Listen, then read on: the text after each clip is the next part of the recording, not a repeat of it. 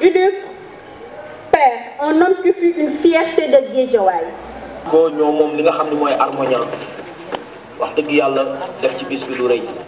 ak waa Sorano yi wax tudd naa leen léegi ndax ku fi gis fii xam ni Sorano lañ déplacé indi ko Guédiawaye waaw léegi nag ñuy remercier nag ñëpp rek ñëpp waaw partenaires yi moom mënu maa lim ñëpp ak LPD librairie papeterie daara ji ñëpp. xam nga ku lim juum et tant que yaa ngi am possibilité di wax dinay ñëw sa xel bi voilà loolu rek la donc pour gagner du temps Tan on va céder le micro à son excellence Monsieur Ababacar Kanté, directeur jeunesse, sport et culture du pays, également représentant de Monsieur le maire de Guédiawaye, Monsieur Alioune Sall. Sous vos applaudissements, s'il vous plaît. Monsieur Kanté, demandez d'urgence, s'il vous plaît. Monsieur Kanté. ñi nga xam dañoo taxaw te gis place mën nañu ñëw occuper place yi s'il vous plaît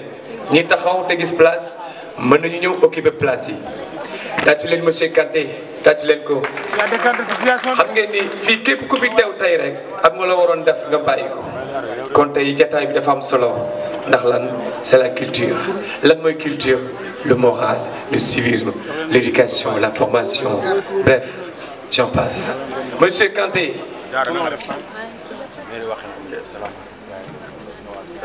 Bonsoir tout le monde. Permettez-moi, au nom du maire de la ville, M. Alioune Sall, de remercier M. Tan Bombé pour cette invitation, mais aussi pour le féliciter pour cette belle initiative d'avoir organisé le Festif Théâtre, surtout avec la thématique qui touche surtout la migration. Tan, recevez vraiment tout le satisfecit du maire Aliou Sall pour permettre quand même à Guédiawaye aujourd'hui de vivre un événement solennel qui est un théâtre qui renoue vraiment avec nos cultures. Vraiment, aujourd'hui nous sommes comblés. Le maire a entendu votre cri de cœur. Effectivement, la culture était un peu laissée en rade à Guédiawaye. Mais pour cette année, quand même, il y a des efforts considérables qu'il est en train de faire. Et aujourd'hui, nous tous, nous savons que la culture doit être au cœur du développement. Je pense que les sommités qui sont au niveau de la tribune le savent très bien. C'est la raison pour laquelle aujourd'hui nous faisons tout ce que nous pouvons faire pour accompagner les acteurs culturels. Et Inch'Allah Rabbi, le maire avec les services techniques, nous ferons tout quand même pour booster en avant donc, la culture au niveau de Guédiawaye pour permettre à ce que Guédiawaye soit une ville culturelle. Nous serons là durant tout le festival avec vous. Et permettez-moi aussi de souhaiter la bienvenue à tous ces festivaliers qui nous viennent d'ailleurs. Je pense qu'il y a le Togo, il y a l'Italie, Burkina, Guinée-Conakry, tout cela. Et je pense que ça aussi c'est la dimension de la personne, Tan Bombé, qui nous permet quand même, en tant que Sénégalais, donc il nous a égayés parmi tant d'autres acteurs culturels à travers surtout ces feuilletons que nous tous nous percevons sur la télé. Merci Tan Bombé et je pense qu'aujourd'hui c'est la culture qui triomphe aujourd'hui à Guédiawaye et le maire est prêt vraiment pour vous accompagner. Non pas seulement Tan Bombé mais tous les acteurs culturels. Vraiment nous vous tendons la main et j'en suis sûr et certain nous faisons de Guédiawaye une ville culturelle. Je vous remercie. Encore une fois, sous vos applaudissements, monsieur Kanté, tàccu leen ko. xam nga dafa am loo xam ni dinaa ko wax te day impartial du ma far ci kenn sama xol ki nga xam ni féete naa ak moom man maa ko xam mais dama bëgg rek benn mbir leer gis nga muy maire di préfet di gouverneur di président amul benn mbindee buñ koy fal nga ñëw def à 100% li communauté bi soxla wala li société bi soxla. waa Ibou kii mooy bàcc tamit def na moom lu rëy ci théâtre daan nañ ko seetaan gis nañu ci moom tamit daan nañu jàngal daal lu bëree bëri tamit moom it def na lu am solo ci théâtre tonton bàcc ziar naa la yow tamit bu baax a baax. fay naa la. tonton bàcc tey ñu gis la woon la ci aar bi nga nekkoon théâtre di jouer théâtre nekkoon tamit koo xamante ne da nga doon yeete di reetaanloo nit ñi di yeete tamit tey ana yow tamit lay wax tamit xale yi tey tamit pour ñoom tamit ñu gën a mun a jël sa rôle di ko jouer normal. waaw tey dama kontaan trop ci li nga may laaj dinaa ci sawar trop ndax tey lu ñu naan tubaab mu ngi wax il faut rendre César à ce qu'il appartient li ma moom tey delloo nañ ma ko li ma doon sonn ci tànn yëpp tey regretté wu ma ko ndax tey tànn fay na ba wis na ma ndax nee na bu demee buy wax ci man du jeex tey parce que fi mu jaar ak man la gor rek moo jara àndal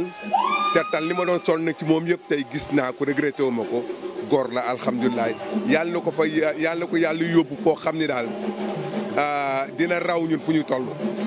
waaw yàlla na yàlla kaweel njortam daal fa mu toll yaakaar na fa la bëgg a toll yàlla na yàlla weesu njortam daal dina jeex a sorul daay kontaan naa trop kontaan. amiin papa kontaan nañ ci yow tamit bu baax a baax gis nañ tamit yow li nga wax ci tan ak li nga doon def ci théâtre tamit gis nañ ko bu baax te la xale tamit ñi nga xamante ne ñoom tamit ñu ngi dugg ci aar bi. nañ jàng ndax mineur bu amee yar du yaayam wala maamam mënuloo toll pour ñu yar la nga bëgg a yaraate mënul sot nañ ko jàng bi mooy na leen jaral lu ne bu théâtre du biir tey wasin tey théâtre du kër baay mbaare ku yéex ñàkk théâtre nag ku yéex gàddu nañ xam ne ku ci yéex rek di nga gàddu waaye ku ci gaaw di nga ñàkka dëgg la tonton. kon du ñu def lu dul waxaat alhamdulilahi rabbil alamin kon dara rëccuñu ndax ci biir juróom benn fan yi lépp lu ñu rëcc tey mun nañ ko cee dabuwaat kon ñi ngi sant yàlla bu baax di wax ni dafa nar a neex man gëm naa ni dafa nar a neex neexoon na ba noppi nag ndax autorité yëpp ñu teew nañu wax dëgg yàlla événement bi rafet na neex na macha allah li desoon mooy spectacle de théâtre yi fi mu ñëwee mais spectacle de théâtre yi ñi nga xam ne ñoom ñoo koy def di suñuy mbokk comédien dinañ ñu may ci kàttanu yàlla ndax dañ ko sékk ak ñoom ñu dabu ko ci yeneen prochains jours yi am parce que ñu ngi fii de 2 au 7 octobre incha allah kon ñu ngi jox ñëpp rendez-vous suba di leen wax ni day gën a neex barke borom Touba. ñu gis ni tey taxawal nga loo xam ni tubaar fakalla macha allah rëy na fii ci Géejawaay parce que du ma ne mosu fee am mais bu mel nii man de ma part maa ngi koy doog a gis nga def ko gis say mbokk gis say xarit gis say am di jàmm gis say nit ana lan nga yëg. am mbégte ba aw ma seen fay aw ma fayu population Géejawaay aw ma fayu les acteurs culturels aw ma seen fay parce que wax dëgg fa yàlla lii yombul woote ñëpp wuy si la ba noppi li tax ma gën a bég bi muy taw ndeysaan bagage yi bari na sama organisateurs yi mënuñu ko sax jugal lépp te du tooy ñëpp a daw jàpp ci may waxaat alhamdulilahi rabbil alamin di sant suñu borom bu baax a baax a baax a baax a baax a baax moom mi nga xamante ni tey moo ñu kàttanal ba ñu def ko te lépp lu am mooma billaahi wallahi taalaay nit mënul def dara kenn mënul def dara yàlla moo ñu moom moo ñu sàkk